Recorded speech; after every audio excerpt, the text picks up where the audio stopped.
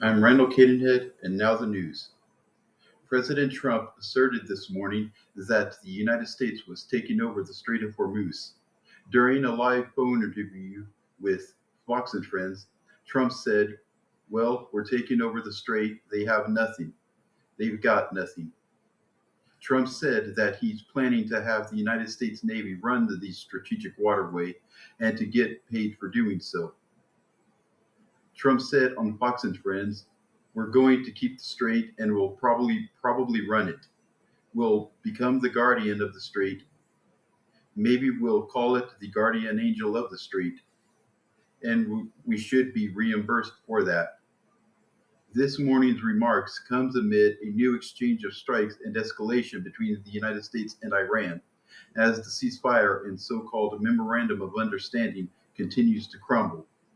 Trump also announced that the United States struck Iran Sunday night. Quote, "We hit them very hard last night. Every time they send a drone, we hit them very hard. But we had a deal. But nobody knows we had a deal. It was a done deal, and they broke it." Unquote. President Trump told Fox and Friends. Trump said that the United States Navy is reinstating the blockade against Iranian ships and ports and also charge a 20% fee on all cargo that is shipped through the Strait of Hormuz.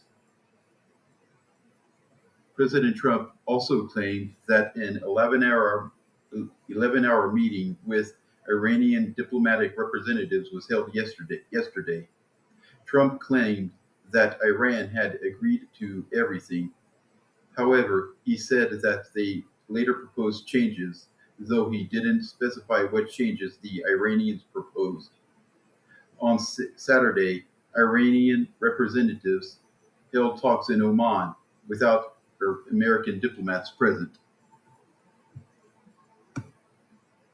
U.S. oil, in the wake of the recent exchange of airstrikes in the Middle East, is now trading at $72.83 a barrel as of this morning, while global oil is trading at $77.52 a barrel.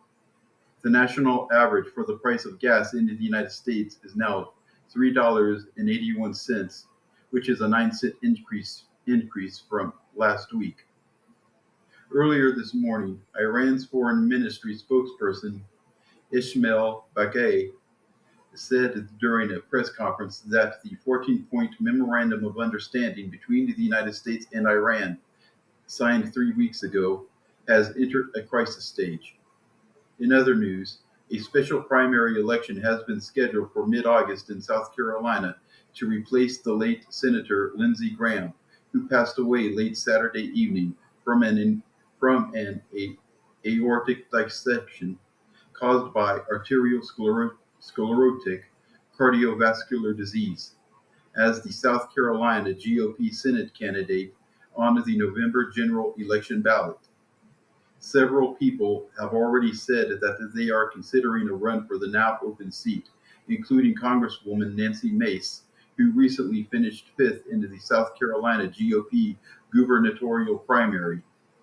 A spokesperson for former South Carolina Governor Nikki Haley says that she's not considering running for the Senate, despite calls on social media from supporters for her to do so. In the interim, South Carolina Republican Governor Henry McMaster will appoint someone to fill Graham's Senate seat for the rest of the year.